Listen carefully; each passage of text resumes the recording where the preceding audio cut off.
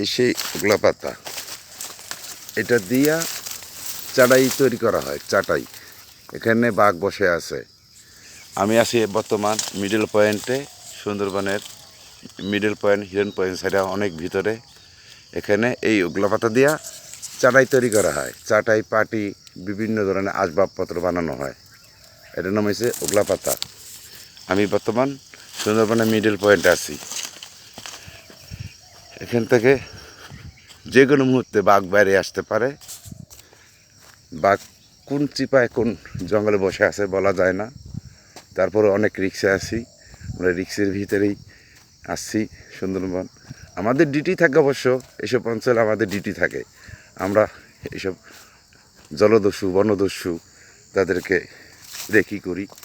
তারা বিভিন্ন জায়গায় ডাকাতি করার প্রস্তুতি নেয়, বিভিন্ন হরিণ শিকার করে, বাঘ শিকার করে।